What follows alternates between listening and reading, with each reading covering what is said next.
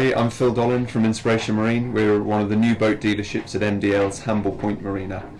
We look after a lot of our customers' boats over the winter, so winterising the boat to protect it from cold, damp, all of those things are really important and stuff we take really seriously. So we're going to chat through a few things today that you must do to really look after your boat over the winter. Starting with the inside of the boat, the damp air that we have over the winter causes all kinds of problems with verdigris and corrosion and just general damp, which is not good for boats. So one of the most important things you can do is run a dehumidifier. They require the shore power to be attached, and the best way to run it is with a drain into the sink, so it simply drains overboard. In order to make the dehumidifier as effective as possible, one of the key things to do is to lift up as many cushions as you can, stand the mattresses on their edges so the air can flow around, even open cupboards and things like that so the air can flow around the boat as much as possible. Keep it dry, keep it warm.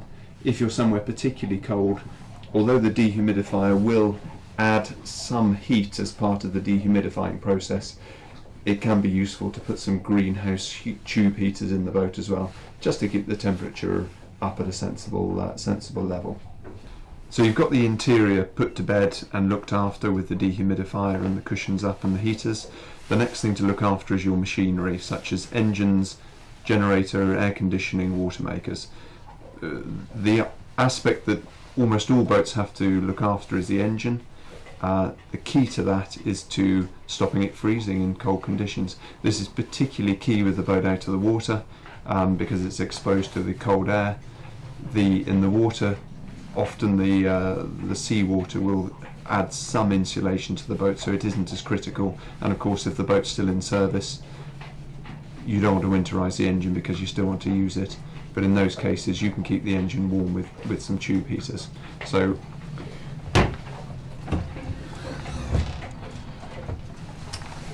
the key aspect to engine winterisation when the boat's out of commission is to run antifreeze through the raw water cooling system.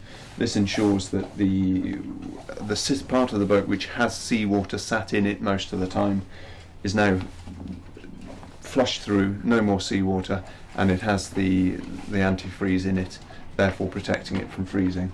The other aspect is the impeller, which helps push the seawater cooling around the boat. The impeller should be pulled out so it doesn't go brittle from being fixed in one position over the winter. Another key aspect for winter is topping up your fuel tank to limit the space for condensation to occur, and then you end up with water in your fuel, which is clearly bad for your engine. If you're not able to top up the fuel tank over the winter, you can solve it in the spring when you relaunch the boat.